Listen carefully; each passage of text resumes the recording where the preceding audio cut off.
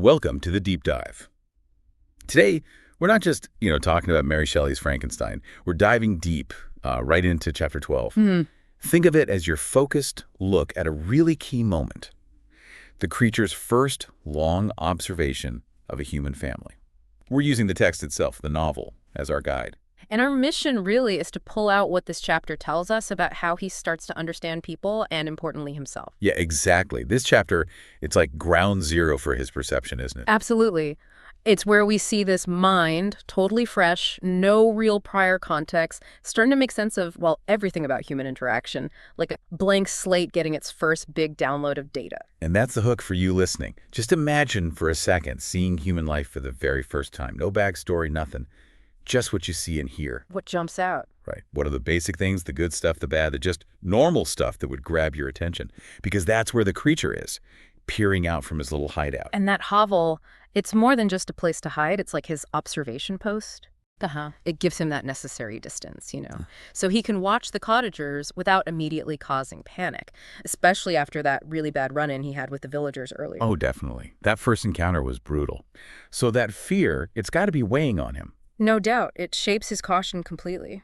But what catches his eye first about these people isn't danger. It's their gentle manners, as Shelley puts it.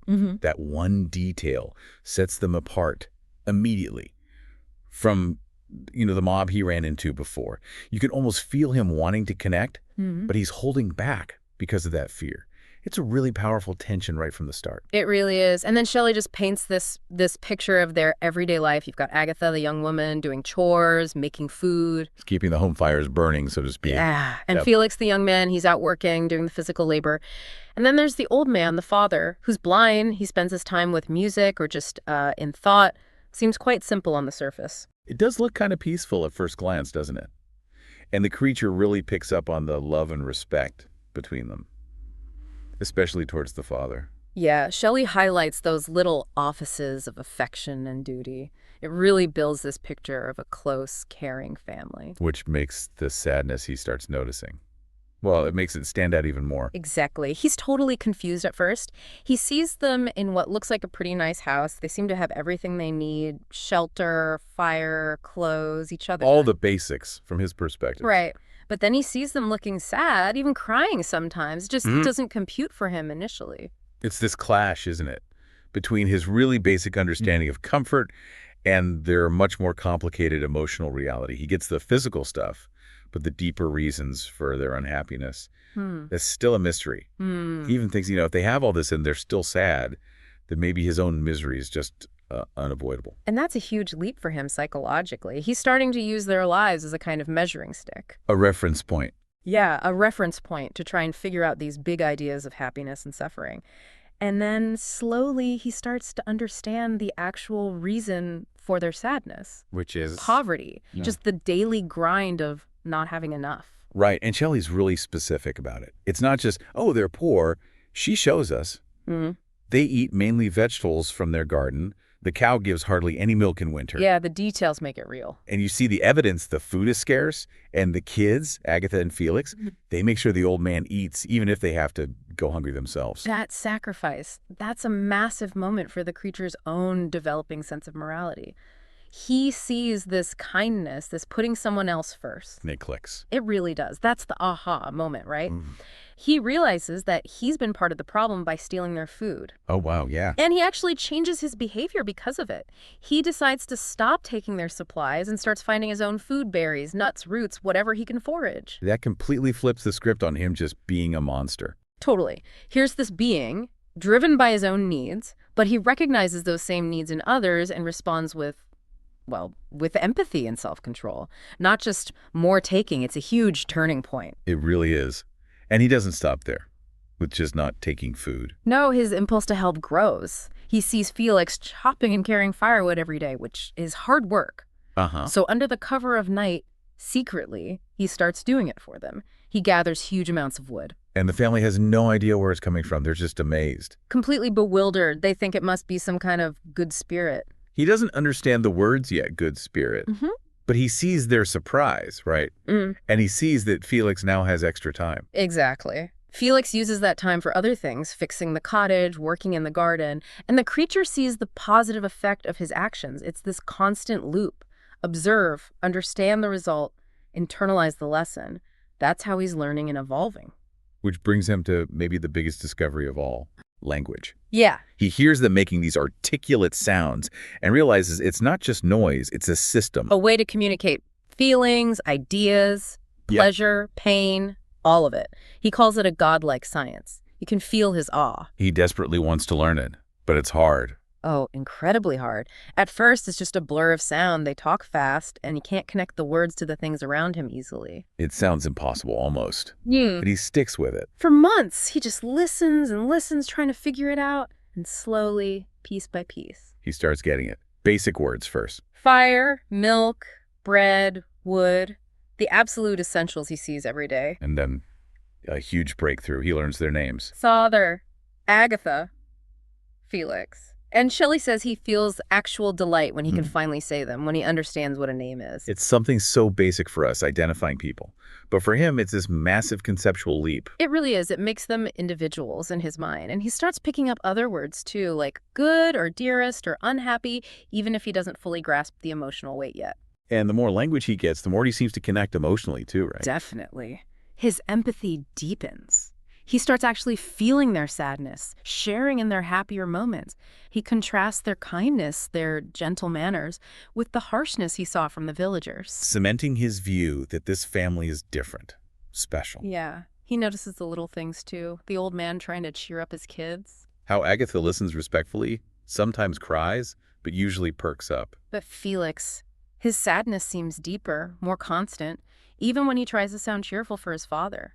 The creature is picking up on these really subtle emotional dynamics. And Shelley throws in these lovely little details. Felix giving Agatha the first flower of spring. Clearing the snow for her, fetching water, doing all these small, kind things. And all the while, the wood keeps mysteriously appearing. That secret kindness from the creature, just happening in the background. It's a constant thread. Then, building on the spoken language, he makes another huge jump. Written language. Right. He sees Felix reading out loud. And he connects the sounds Felix makes when reading to the words they use when talking. So he figures out that those squiggles on the page, they mean something. They represent the spoken words. Another godlike science moment for him. He desperately wants to crack that code too. But there's a catch. He doesn't fully understand the spoken language yet. Exactly. It's like trying to read a book in a language you only half know. The sounds are familiar, but the full meaning isn't there. But he gets how important reading and writing are. He knows he needs to master their language, both spoken and written, before he dares show himself. He has this hope, maybe a naive one, that if he can communicate well, maybe, just maybe, they won't be completely horrified by how he looks. It shows he's thinking ahead, aware of the massive barrier his appearance represents. Which makes what happens next just brutal. The reflection. Yeah. He sees himself properly for the first time in a pool of water. And the reality of his appearance hits him. Monstrous. Compared to the cottagers, who he sees as these perfect forms. The contrast is devastating. Shelley uses words like despondence and mortification. It's the first time he really truly confronts his own otherness, his physical self. Up till then, he was mostly looking outward, learning about them. Now he's forced to look inward, at himself, and he doesn't like what he sees. At all. It's heartbreaking. It just shatters that fragile hope he was building. But life goes on, right? The seasons change. Yeah. Spring arrives, the snow melts, plants start growing again, the signs of winter hardships start to fade. Their food situation gets a bit better, they're planting things, there's a sense of renewal. And the creature, he sticks to his routine, watching when they're awake, sleeping when they're busy. And still doing his secret chores at night. Clearing snow, bringing wood, the invisible hand is still at work. But inside, his mind is getting more complex. He's not just observing what they do, he wants to know why. Why is Felix so sad? What's behind Agatha's sorrow? He starts to hope, maybe foolishly as the text says, that he could actually fix their unhappiness, that he could somehow make things better for them. It's quite touching, that naive desire to help the family he's grown attached to. He even imagines how he might reveal himself. He plays it out in his head. Yeah. He anticipates the initial shock and disgust, but then imagines winning them over with gentle words, with reason. earning their acceptance, maybe even their love. Wow. That just shows how desperately he craves connection. Absolutely. And that desire fuels his determination to master their language. He knows his voice sounds harsh. That's another hurdle. But he believes, or wants to believe, that the content of his words, his intentions, can overcome that. He uses that analogy, doesn't he, about the donkey? The affectionate but rude ass, yeah. Basically saying, look past the rough exterior, well.